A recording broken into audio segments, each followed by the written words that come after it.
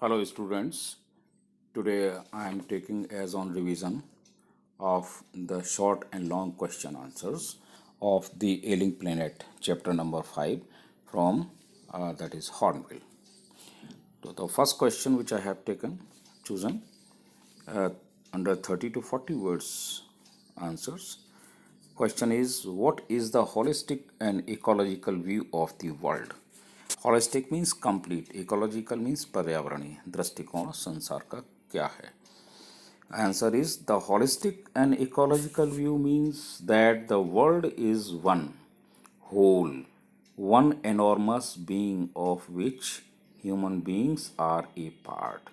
एक संसार एक बहुत बड़ा एक प्राणी है, विशाल, सबसे विशाल, जिस पर एक मनुष्य जो है वो एक हिस्से हैं. So the ecology depends not just on human beings, but on all things living and non-livings. Like a human being, the world has its own metabolic needs.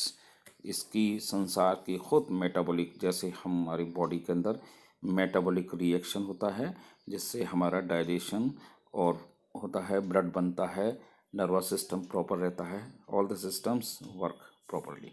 So in the same way, like a human being, the world has its own metabolic needs which should be respected, जिसका हमें आदर करना चाहिए, सम्मान करना चाहिए, and preserved और संचय करके रखना चाहिए. So the view considers the earth as a living organism. तो ये जो दृष्टिकोण है ये मानता है, विचार करता है कि एक हमारा पृथ्वी एक हमारा जीवित प्राणी है. Next question, what do you understand by the concept of sustainable development. Sustainable कहते हैं बोट्रेसेबल और हेल्पेबल, सहारा देने योग्य, जो सहारा देता है. डेवलपमेंट विकास से हम की अवधारणा से क्या समझते हैं. Answer is the concept of sustainable development is linked with the survival of human race. यानी हमारे जो मानव जाति है उसकी सर्वाइवल के लिए, उसको जीवित रखने के लिए ये एक जुड़ा हुआ तथ्य है.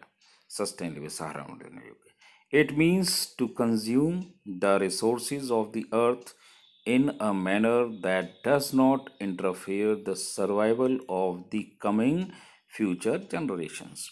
इसका मतलब ये नहीं है कि जो हमारे रिसोर्सेज हैं, स्रोत हैं, वो सर्वाइवल ऑफ आने वाली पीढ़ियों को, भविष्य में आने वाली पीढ़ियों के जीवित रहने के लिए, सर्वाइवल के लिए बाधा उत्पन्न करें. ऐसा नहीं है. We should use the resources for our present need without compromising the right of our children to use them in their need. important है. और हमें इनके स्रोतों का वर्तमान के लिए आवश्यकताओं को बिना, यानी भविष्य में आने वाले बच्चों की आवश्यकताओं की समझौता करे बिना इस्तेमाल करना चाहिए, जिससे कि आने वाली भविष्य की पीढ़ियों के लिए भी ये सस्टेनेबल हो. Next question, how are the Earth's principal biological systems being depleted? जो हमारी पृथ्वी के प्रधान मुख्य बायोलॉजिकल सिस्टम से तंत्र हैं वो खाली होते जा रहे हैं. इससे आप क्या समझते हैं. जैसे there are 4 biological system, principal biological systems of the earth, which are croplands, fisheries, forests and grasslands. Their productivity has become imbalanced. इनकी उत्पादकता असंतुलित हो चुकी है because of the human pressure on them. जो पॉपुलेशन बढ़ रही है, रैपिडली ग्रो कर रही है. Forests have been cleared, grasslands have been converted into wastelands or barren lands. People are overfishing for protein. The world's increasing population is the cause behind the depletion of these biological systems. Now next question which I have taken for the Ailing planets. Short question, what is new awareness that has dawned means to become clear upon most of the countries in the world. The answer is the new awareness which dawned upon most of the countries in the world is the realization, महसूस करना, that we have to is shift from a system based on domination of the earth to one partnership. अब domination, आदमी एक dominated होता था कि उस पर अपने ही अधिकार जमाता था, लेकिन अब वो समझ चुका है कि people should live in the partnership with the other animals. It means that if the human race is to survive, it can do so only with all other creatures and things. अब वो समझ चुका है कि यदि human race को survive करना है, जीवित रहना है, तो वह केवल एक ही काम कर सकता है कि अन्य प्राणी हैं लोगों से उनको समझौता करे, पार्टनरशिप करे. Now next question, why is population control essential in India important है. The answer is the population of India was estimated at that time to be 920 million, that is 92 crores in 1994.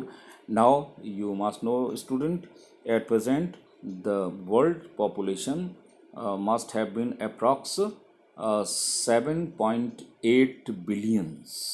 Okay, so overpopulation upsets all plans of development. ठीक है, अधिक आबादी हमारे सारे plan को चौपट कर देती है. And causes poverty and unemployment, और गरीबी लाभ का कारण बनती है, बेरोजगारी का कारण बनती है.